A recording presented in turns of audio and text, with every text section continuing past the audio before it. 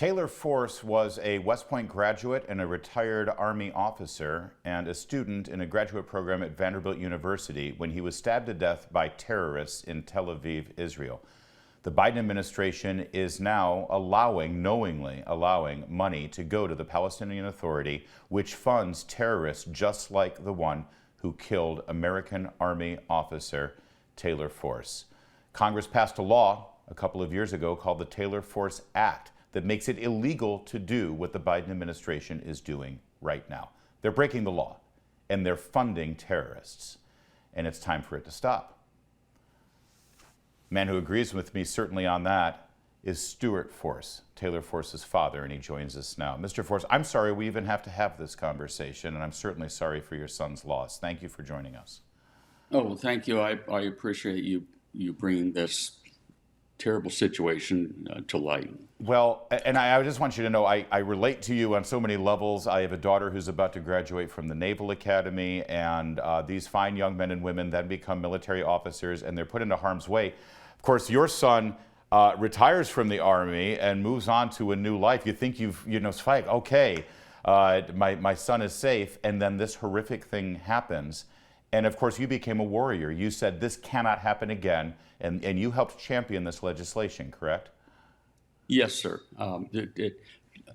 He finished his commitment, and we thought those days of not straying too far from the phone, waiting for the staff car to show up in our driveway with terrible news, we thought those were behind us. And when I got that call from the chaplain at Vanderbilt, it just shattered our world, and our lives have been the same since and never will be. And there is no doubt that the terrorist who murdered your son in Israel was funded by the Palestinian Authority. That's correct. And Taylor, of course, wasn't the only one. There's hundreds of Israeli families that go through the same thing that my wife and I and our daughter Kristen live with. But it's published policy, and they're what goes for the Palestinian Authority Constitution. It's in black and white, as well as the amounts that they're paid for committing their atrocities. So along comes the Taylor Force Act, named in memory of your son. And it's unambiguous. And by the way, it had these days, it's hard to get bipartisan support. It had relative bipartisan support. It said that it would be illegal to fund the Palestinian Authority as long as they are funding terrorists. It's that simple, right? Yes, sir, it is. It is. It's a very straightforward, bipartisan piece of legislation. And it was frankly not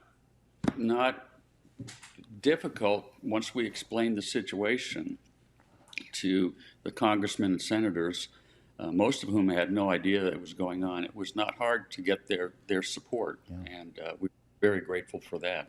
And that should be a great story. As Americans are seeking for something for Congress to do proactively to protect Americans overseas and something that they can agree on, this is a great thing. And by the way, also unambiguous is our current Secretary of State, Anthony Blinken. He works for Joe Biden. He serves at the pleasure of the president. It's the official position of the State Department that the Palestinian Authority is, in fact, still operating with this policy to fund terrorists, is it not?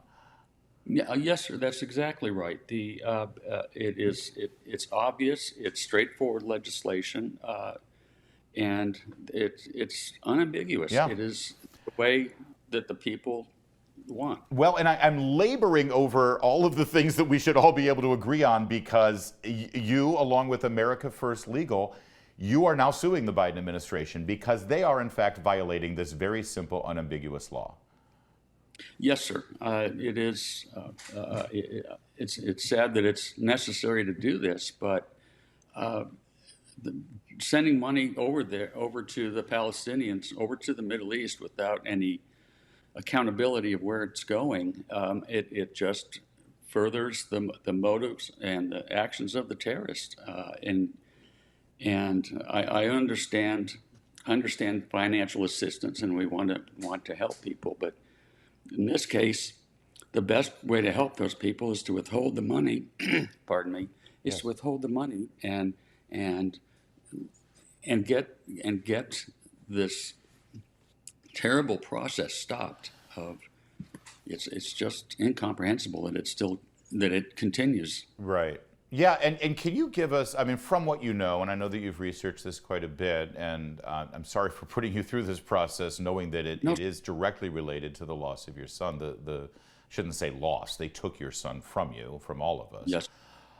Give us in what details you know about how the Palestinian Authority does this, because it's actually it's pretty it's pretty structured, the way they pay these terrorists based on the damage done. Is that correct? Yes, sir. It's a known schedule, printed schedule that they know if we're and let me make it clear: this pay for slay policy is not meant to reward terrorists that are already on the payroll of Hamas and the Palestinian Authority, PLO, and the various organizations. This payment structure is aimed at inciting citizens, Palestinians, to go out and start their own terrorist action. Right. In other words, you're a dead ender, you don't have a job, you don't have anything to do, your family's in trouble, you're not able to support them. Oh, hey, I know. I can go out and kill as many innocent people as possible.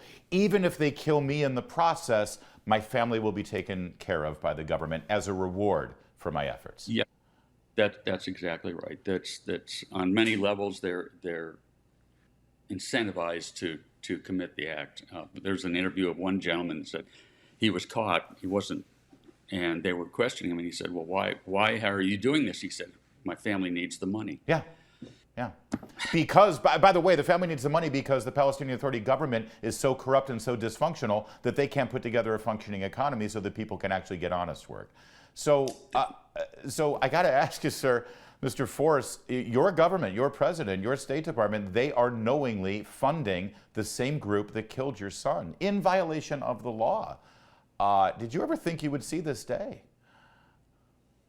No, sir. I thought I wasn't naive when it passed, saying that immediately the situation would change and that the money would stop flowing to the terrorists via the program. But when the new administration came in, and I got word that the payments were resuming through various means, through USAID, through the UN, through going to NGOs. All of which gets funneled for evil purposes. No, and to see our government out and out advertising the fact that they're resuming payments in violation, I was dumbfounded. I could not believe our government was doing that. Well, I am at least pleased that America First Legal has taken up this cause, and they are suing. We got to use the courts at this point to force this administration to adhere to the law at the very least. And I'm glad that this case is moving forward. And I appreciate you joining us tonight to tell your story. We are very appreciative of America First Legal. Excellent. Well, I appreciate you, and I appreciate you telling your story, Mr. Force. And let me just quickly say, the president likes to talk tough a lot about looking people in the eye. He likes to wear his compassion on his sleeve and hold people's hands when they're suffering. He needs to look Mr. Force in the eye and explain to him why he continues to take your tax dollars and give it to the same people who murdered his son. Look him in the eye and tell him why. More to come on O'Connor Tonight.